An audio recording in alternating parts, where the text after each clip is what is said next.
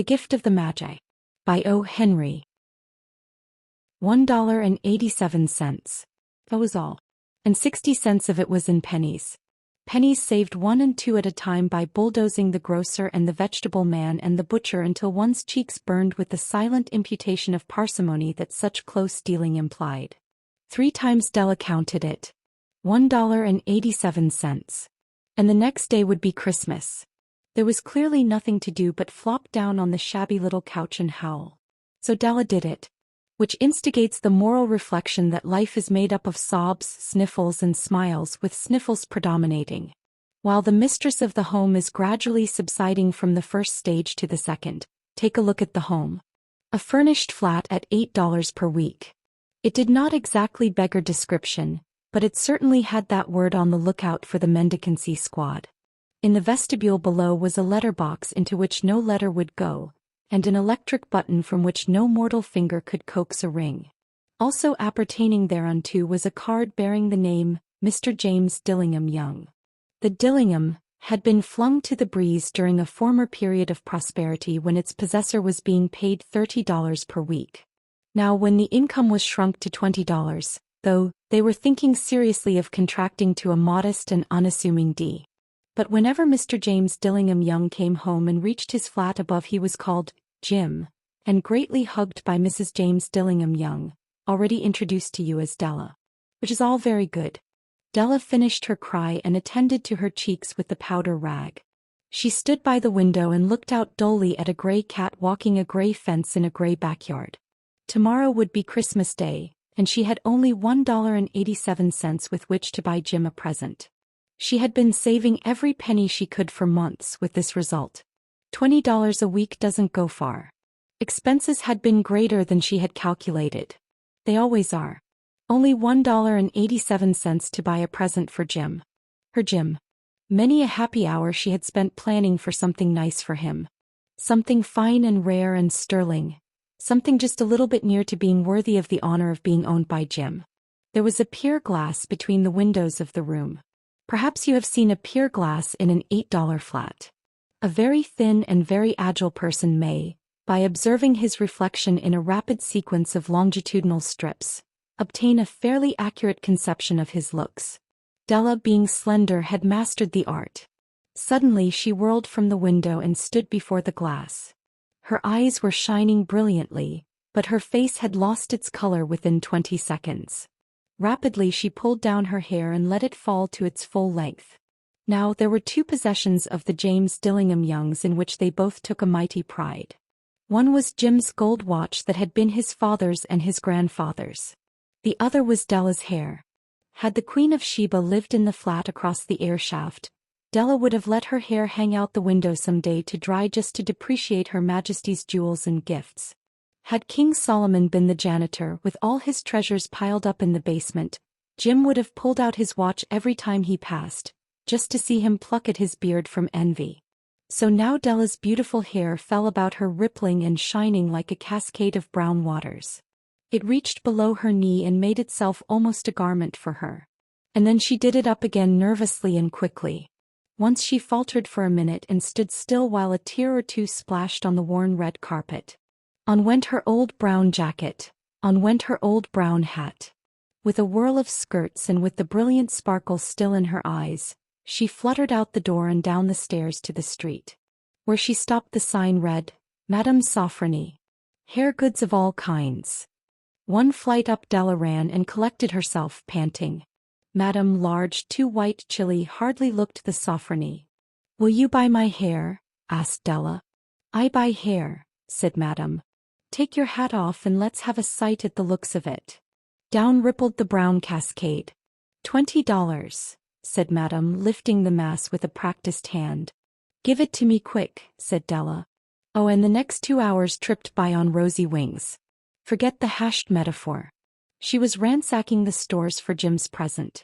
He found it at last. It surely had been made for Jim and no one else. There was no other like it in any of the stores, and she had turned all of them inside out.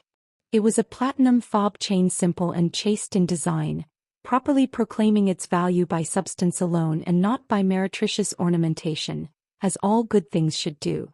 It was even worthy of the watch. As soon as she saw it, she knew that it must be Jim's. It was like him. Quietness and value. The description applied to both. $21 they took from her for it, and she hurried home with the 87 cents. With that chain on his watch, Jim might be properly anxious about the time in any company. Grand as the watch was, he sometimes looked at it on the sly on account of the old leather strap that he used in place of a chain. When Della reached home, her intoxication gave way a little to prudence and reason. She got out her curling irons and lighted the gas and went to work repairing the ravages made by generosity added to love. Which is always a tremendous task, dear friends. A mammoth task. Within 40 minutes her head was covered with tiny clothes-lying curls that made her look wonderfully like a truant schoolboy. She looked at her reflection in the mirror long, carefully and critically. If Jim doesn't kill me, she said to herself, before he takes a second look at me, he'll say I look like a Coney Island chorus girl. But what could I do? Oh, what could I do with $1.87? At 7 o'clock the coffee was made and the frying pan was on the back of the stove hot and ready to cook the chops. Jim was never late. Della doubled the fob chain in her hand and sat on the corner of the table near the door that he always entered. Then she heard his step on the stairway down on the first flight and she turned white for just a moment. She had a habit of saying a little silent prayer about the simplest everyday things, and now she whispered, "Please God, make him think I am still pretty." The door opened and Jim stepped in and closed it. He looked thin and very serious. Poor fellow, he was only 22, and to be burdened with a family. He needed a new overcoat and he was without gloves. Jim stopped inside the door as immovable as a setter at the scent of quail. His eyes were fixed upon Della, and there was an expression in them that she could not read, and it terrified her. It was not anger, nor surprise, nor disapproval, nor horror, nor any of the sentiments that she had been prepared for. He simply stared at her fixedly with that peculiar expression on his face. Della wriggled off the table and went for him. "Jim, darling," she cried, "don't look at me that way. I had my hair cut off and sold because I couldn't have lived through Christmas without giving you a present. It'll grow out again, you won't mind, will you? I just had to do it. My hair grows awfully fast. Say, Merry Christmas, Jim, and let's be happy. You don't know what a beautiful nice gift I've got for you."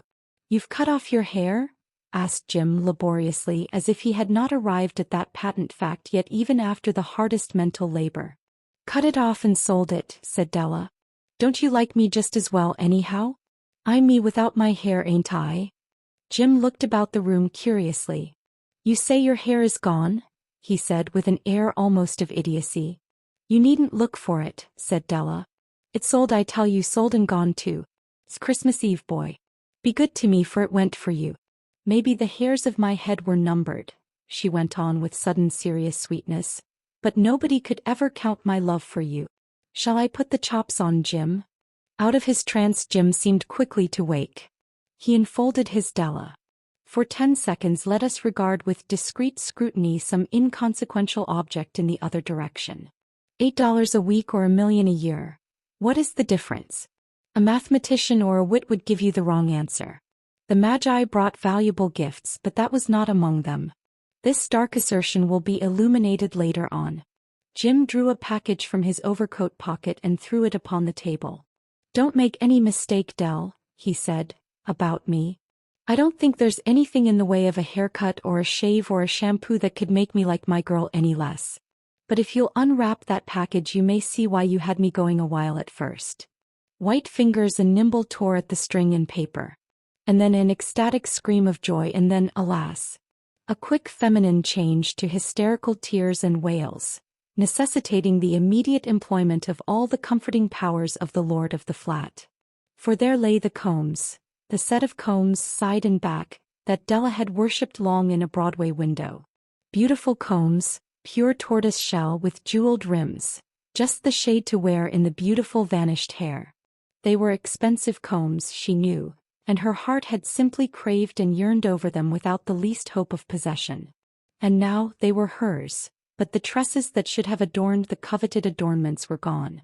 But she hugged them to her bosom, and at length she was able to look up with dim eyes and a smile and say, "My hair grows so fast, Jim. And then Della leaped up like a little singed cat and cried, "Oh, oh." Jim had not yet seen his beautiful present. She held it out to him eagerly upon her open palm. The dull precious metal seemed to flash with a reflection of her bright and ardent spirit. "Isn't it a dandy, Jim? I hunted all over town to find it. You'll have to look at the time 100 times a day now. Give me your watch. I want to see how it looks on it." Instead of obeying, Jim tumbled down on the couch and put his hands under the back of his head and smiled. "Dell," said he, "let's put our Christmas presents away and keep 'em a while. They're too nice to use just at present. I sold the watch to get the money to buy your combs. And now suppose you put the chops on." The Magi, as you know, were wise men, wonderfully wise men, who brought gifts to the babe in the manger. They invented the art of giving Christmas presents. Being wise, their gifts were no doubt wise ones, possibly bearing the privilege of exchange in case of duplication. And here I have lamely related to you the uneventful chronicle of two foolish children in a flat who most unwisely sacrificed for each other the greatest treasures of their house. But in a last word to the wise of these days, let it be said that of all who give gifts these two were the wisest. Of all who give and receive gifts such as they are wisest. Everywhere they are wisest. They are the Magi.